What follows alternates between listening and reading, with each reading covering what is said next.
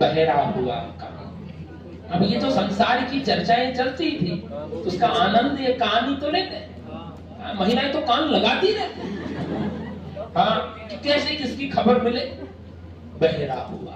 अब मेरे कानों को संसार की चर्चाएं सुनते ही नहीं, माने मेरी उसमें कोई रुचि नहीं है। अर्थ कबीर का पांव ते पंगुल भय, पहले संसार के भोगों को भोगने के लिए चलकर कहीं पहुंच जाए, अब संसार के कर्मों में प्रवृत्त होने के लिए मेरे पैर आगे बढ़ते नहीं है। समझ में आ, माने सांसारिक विषयों से मैं विरक्त हो गया, उन्मनी दशा प्राप्त हो गई। कारण सतगुरु माया बाण, उन्होंने उपदेश का बाण चला। समझ में आए उपदेश?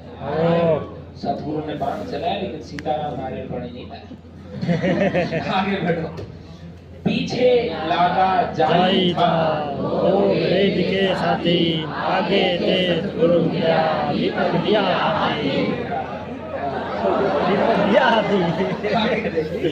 पीछे लागा जाई। यहाँ से प्रश्न बनता है इसे 11 में 2 में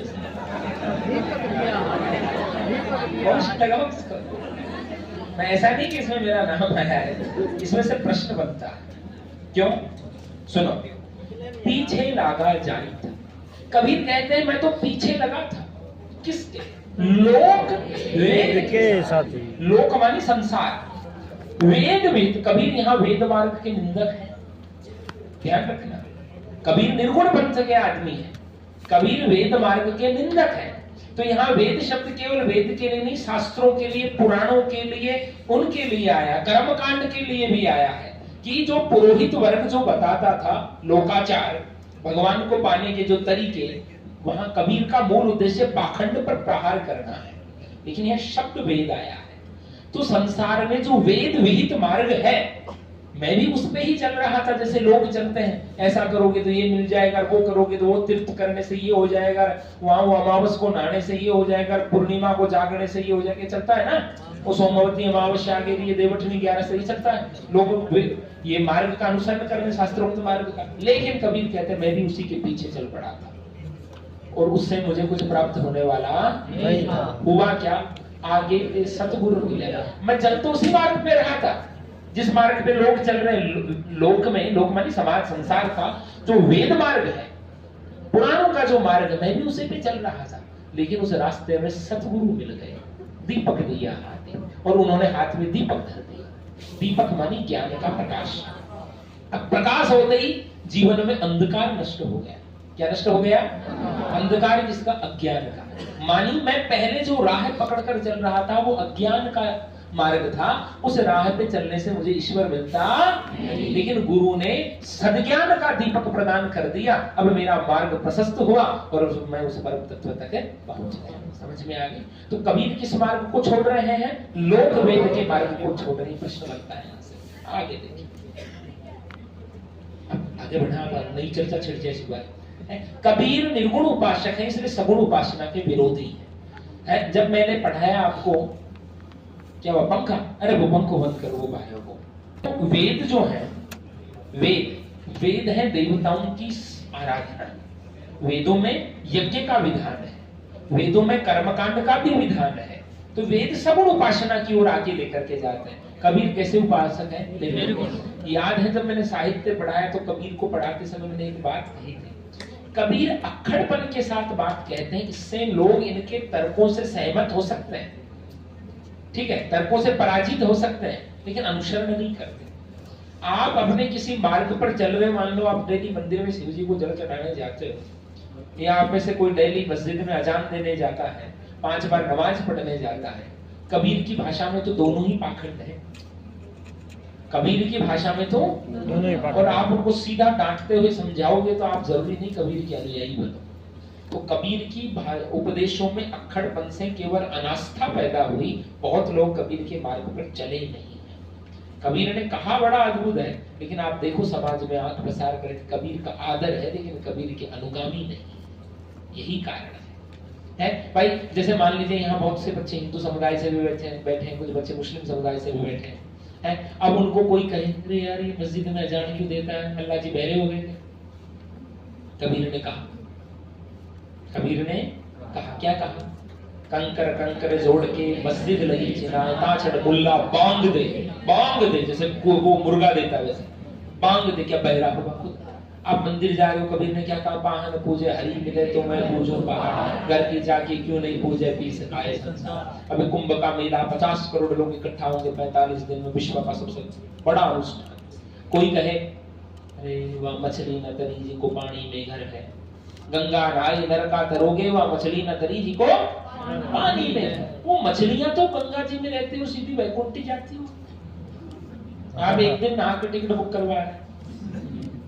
कबीर के कहने का मर्म कहीं भी गलत नहीं है, लेकिन ऐसा कहोगे तो लोग आपके अनुयायी नहीं आपके विरोधी बनेंगे। है कहने का भी एक तरीका होता है। हमारे संस्कृत में सूत्र है सत्यम वद प्रियम वद अप्रियम सत्यम मा वद। सत्य बोलो, प्रिय बोलो, अप्रिय सत्य मत बोलो।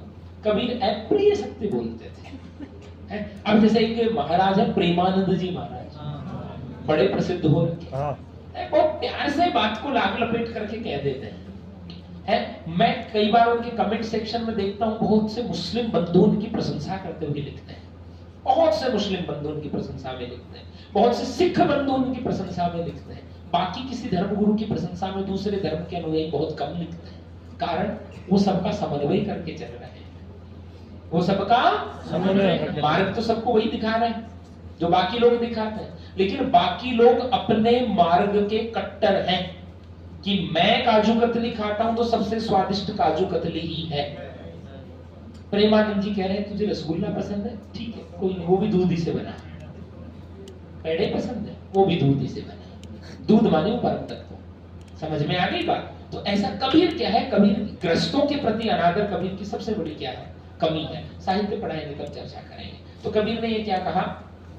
मैं माने शिष्य लोक और वेद के मार्ग का अंधा अनुकरण करता रहा, आगे पथ में गुरुदेव मिल गए, ज्ञान का दीपक दिया तो अपना पथ स्वयं खोज कर ब्रह्म तक पहुंच गया। आगे दीपक दिया तेल भरे बाती दई अघट, पूरा किया विषाहुना बहुरी नाओ हट। इसकी सेकंड लाइन से प्रश्न बनता है, दीपक दिया तेल भरे। सदगुरु ने जो दिया दिया ना वो तेल से भरा हुआ, प्रेम के स्नेह से, स्नेह के तेल से वो क्या हुआ है? भरा हुआ है। और बाती दई अघट, अघट मानी कभी न घटने वाली, कभी न खत्म होने वाली ज्ञान की जो वर्तिका है, जो बाती है वो उसमें लगी है। जो दिया है ना वो प्रेम के तेल से भरा है, और उसकी जो ज्ञान की बाती है वो कभी खत्म, बाकी दियों की बाती तो खत्म हो जाती है, मोड़ आ जाता है ना उसके, झड़काना पड़ता है, धीरे धीरे बातें नष्ट भी हो जाती है। लेकिन कबीर के गुरु ने जो दिया है ज्ञान का, उसकी जो बातें है वो कभी नष्ट होने वाली नहीं है, और स्नेह के तेल से वो परिपूर्ण है। और उससे क्या हुआ? पूरा किया विषाहुना बहुरी न आओ हट। हट मानी हाट, हाट मानी बाजार, विषाहुना मानी क्रय विक्रय, खरीद फरोख्त। लिखो विषाहुना का अर्थ लिखो क्रय विक्रय, क्रय विक्रय। उससे क्या हुआ भाई? उन्होंने मुझे ज्ञान का दिया तेल से, प्रेम के तेल से परिपूर्ण ज्ञान की सर्वदा जलने वाली बाती का जो दिया, तो उसके प्रकाश में मैंने इस संसार रूपी बाजार में अपने कर्मों का क्रय विक्रय पूरा कर लिया। अब मुझे दोबारा यहाँ आने की जरूरत नहीं है। आप किसी बाजार में गए, बाजार में आपको चीजें खरीदनी है, ठीक है, और कोई चीज रह गई तो दोबारा जाना पड़ेगा, ठीक है। वैसे ही इस संसार में पाप रह गए आपके तो भी आना पड़ेगा, पुण्य रह गए तो भी, सुनना, पुण्य रह गए तो भी आना पड़ेगा, क्योंकि पुण्यों का अच्छा फल भोगने के लिए आना पड़ेगा, और पाप है तो उनका बुरा फल भोगने के लिए आना पड़ेगा। कबीर कहते हैं कि गुरु ने जो दिया उस ज्ञान के प्रकाश में मैंने इस संसार रूपी बाजार में मेरे कर्मों का जो क्रय विक्रय था ना वो क्या कर लिया? पूरा कर लिया। पटूरी ना आओ हट, अब मुझे दोबारा इस बाजार में आने की जरूरत है। यानी मैंने अपने कर्मों का हिसाब चुकता कर दिया गुरु के ज्ञान के दिए के प्रकाश में। भाव क्या है? गुरु जी ने जो ज्ञान दिया उससे मैं संसार के कर्मों से मुक्त हो गया। बात ये है, वो दिए के उदाहरण के माध्यम से वो समझा रहे हैं, ठीक है।